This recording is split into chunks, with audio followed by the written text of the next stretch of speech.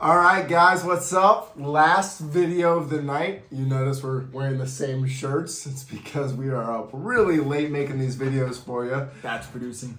Yes. So this one, we are going to be talking about the how to start training your dog on shed hunting. So Booster, go ahead and take us away. Again, super exciting. For us, this is actually where it started. I mean, I didn't know how far this was going to go. What I know happened is me, Preston, the fam, we were out there shed hunting, and we were at his property, and we searched high and low all day long.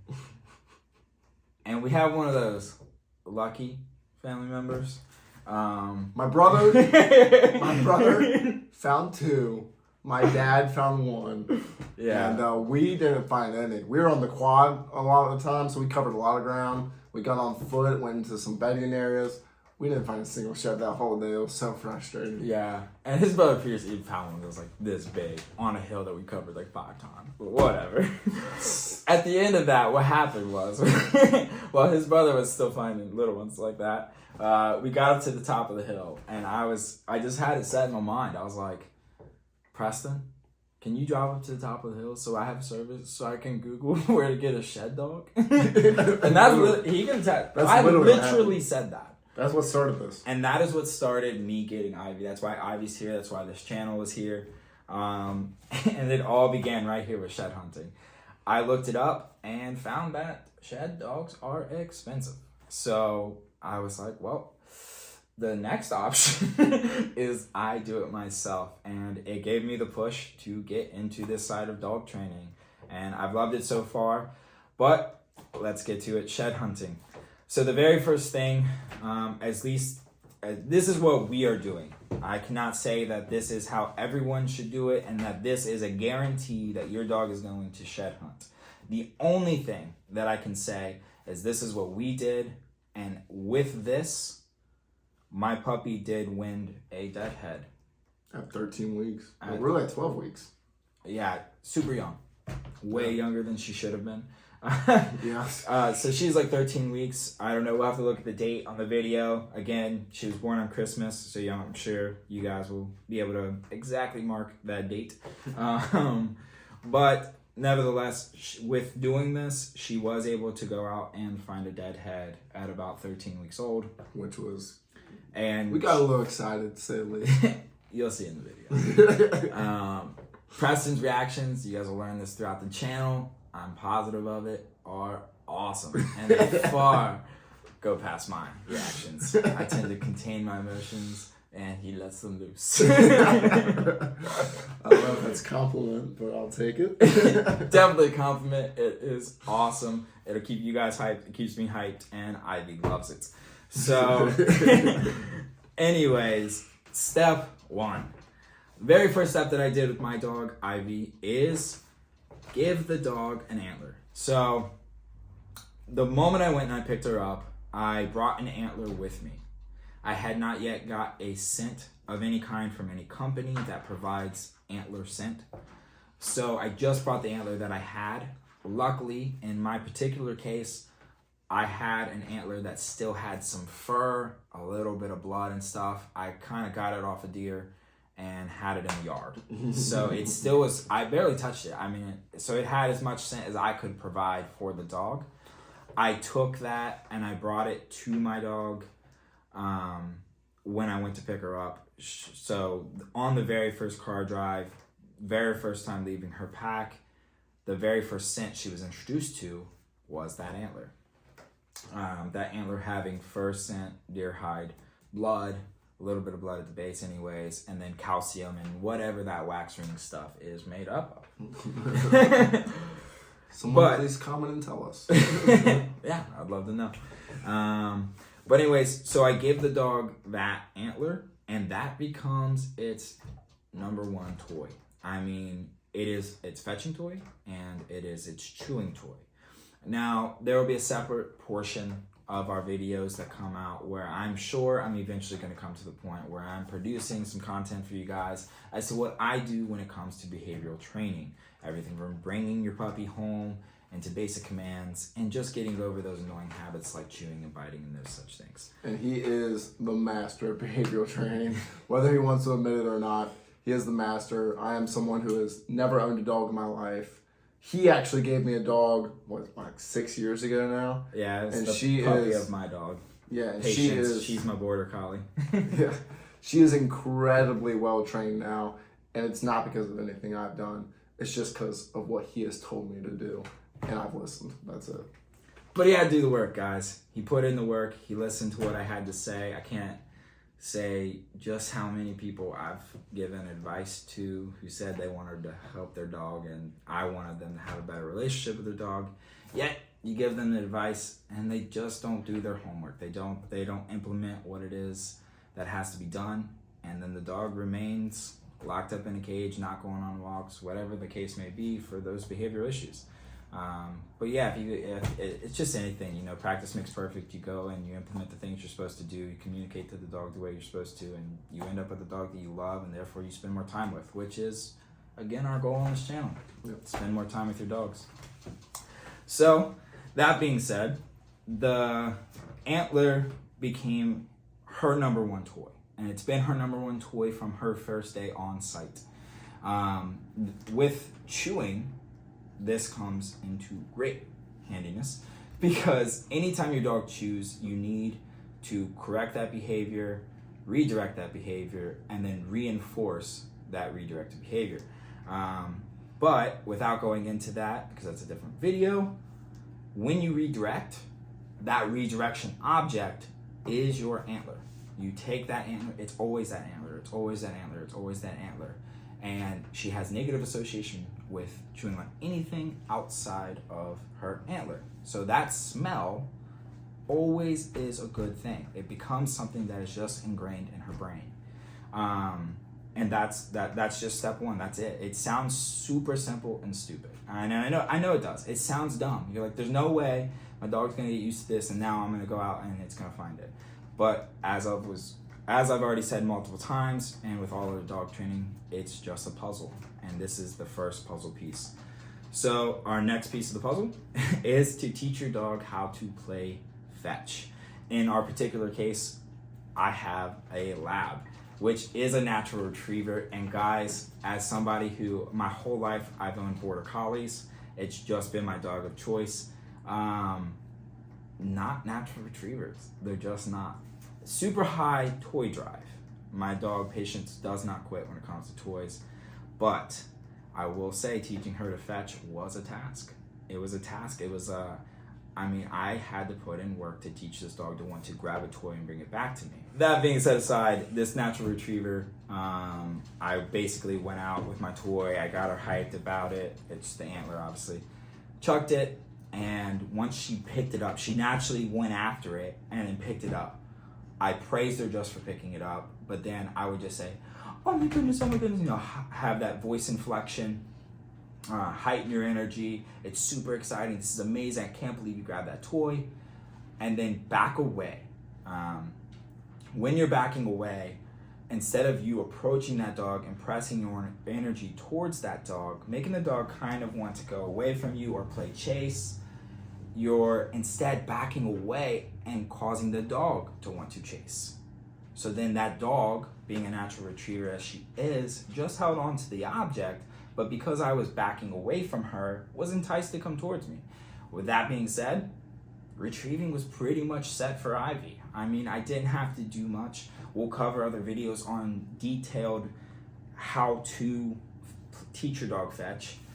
But for the most part, that's what I did. You need to teach your dog fetch. After you teach a dog fetch and you're fetching with the antler, the next process that I did was, obviously, adding scent to the antler.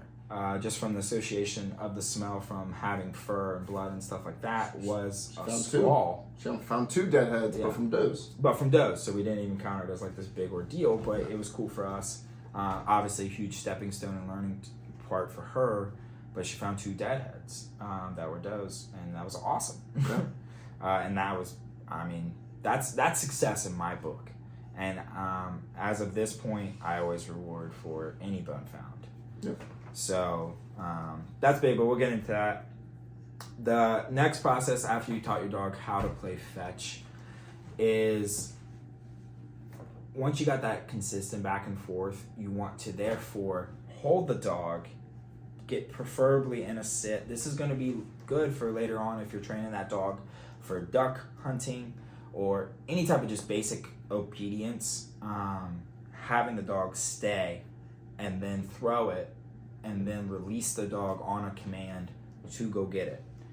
Now, why this is the next stepping stone is because, much like when we talked about blood tracking, you let the dog visually see, but in most cases, if it's hidden or it's a taller grass or whatever, they can't actually visually see where it's at.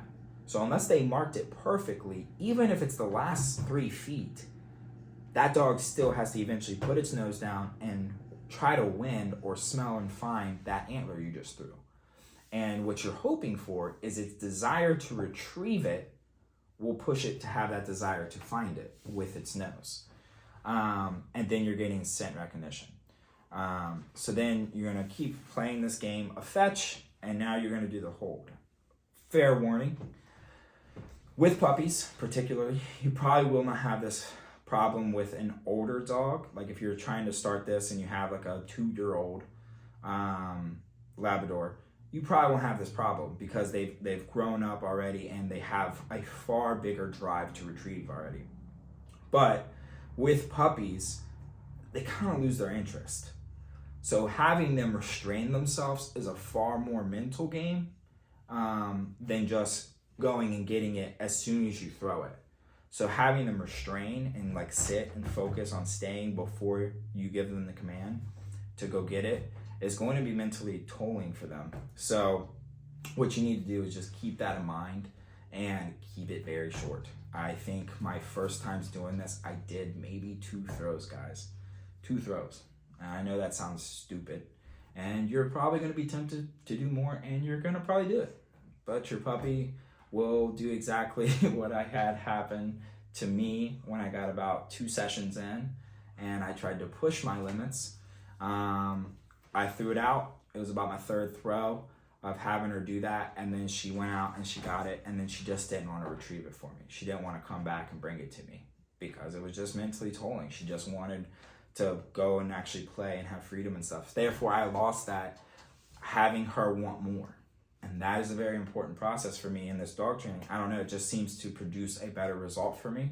So I always want her to have this desire to come back and do it again. I want more, I want more. And if that is gone at the end, to me, that's a step back. And I don't like that. So yeah, fair warning. Definitely take your guys' time and let your dog, again, be the tell for if you move forward or you take a step back. All right, so the next step in the process, you're going to continue your same game. You're going to have the dog stay. But now once you got the dog going and you have it still interested, you're going to just cover the dog's eyes, and you're going to have the puppy fighting you or whatever. It's going to want to see where you're throwing it. And you just kind of play with it. Chuck that bone. It doesn't have to be far. Start close. And then just high energy. Let its eyes go and say your mark. Say, for me, I said fine bone. So fine bone is my command. I said fine bone, and boom, she took off, brought me the bone. And it was close, it was visual, she could definitely see it. But she still, because of the dog she is, the fact that they are kind of made for smelling, she, within that last like 4 or 5 inches, still put her nose to the ground. I was like, yeah, that's it. So as funny as I was, that was still a learning lesson. And then you're just gonna advance that, obviously. Chuck it further and cover the dog's eyes and have the release command. Let the dog be the tell. But just like with blood tracking, all of these sessions, try to keep them under 15 minutes. With fetch, it is a pretty physical activity. So yeah, you might see that at 10 minutes. Your pup is just not into it. So yeah, listen to your dog and go off of what it's telling you. But increase that distance and keep playing that game. That's pretty much all we've done. And then the next step, the last step that we've done up until this point with the dog is we just went shed hunting with her. And this is the fun part, guys. Now, what I recommend is have zero, and I mean zero, expectations for going out and finding one with the dog. I mean, you're setting yourself up for failure. If you think your puppy is going to find a... The fact that our puppy, in this case, found one while we were out there is just mind-blowing. And I just don't set your expectation of that. I didn't have my expectations set for that. And what that results in is a happy camper. We were both stoked because we had zero expectations and we were highly satisfied when she brought us a deadhead. And a lot of the reasons she found that the big deadhead, which you're going to see, is because it was perfect scenario. Perfect. The wind was going down the hill towards her. The deadhead was pretty fresh, so a lot of smell was there. We could smell it. We could smell it. There was bones everywhere from this thing. Coyotes ripped it apart. So this was the perfect scenario for her to actually find it. Yeah, exactly. So again, just don't have expectations. What I would recommend and what I did in my particular case is grab your best friend that you go shed hunting with already, and get out there and go shed hunting like you're actually doing it without the dog. Just bring it along for the ride. If the dog brings it, awesome. If the dog does something that you're not expecting, that's wonderful. The only rule that you want is when you're successful and you find it, as hard as it may be, don't pick it up. Don't touch it. Do your best if you spot it early on to stay back. Stop and address which way is the wind going. So once you've identified how the wind is blowing, then you and your team are gonna want to try to negotiate the dog without giving too many tells. Just like work your way around to where the puppy follows you downwind of that animal or that shed and see if it wins it. Because in our particular case, that's kind of what happened in all three scenarios. We had the second deadhead doe. We helped her a lot. I mean, we were on top of that thing. But we got her, we worked around, and eventually she walked like right by it, caught scent of it, and then when she went like this and went for it, we immediately was saying, yes, good girl, hyped her up, and she made that connection for a second time. Oh, when I smell that, they want me to get it, and they're super hyped when I do.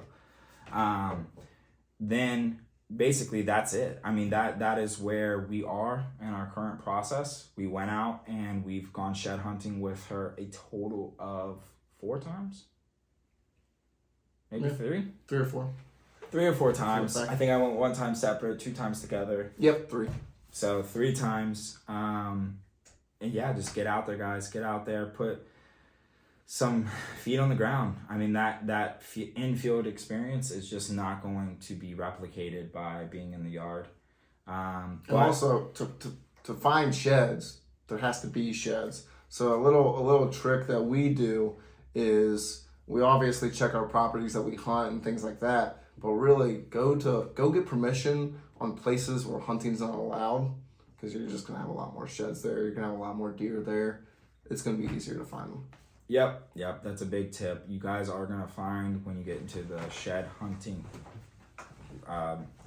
hobby. When you get into the shed hunting hobby, you will find that not many people let you hunt. But if you tell them, hey, I'm just a shed hunter, I just like to go out and look for antlers. With my dog, my cute little puppy. Yeah, in this particular case, we have a cute little puppy too, so she helps for sure. But just ask permission, guys. You'll be surprised on how many people are going to be like, yeah, no problem. Just don't leave it in trash, that kind of stuff. Yeah, and just have fun, get out there. And that's it, guys. All right, man. Thank you for all your knowledge and wisdom on shed hunting. Super excited to keep creating this content for you all. Please like it, subscribe, tell your friends, and I hope this video benefits you. See you next time.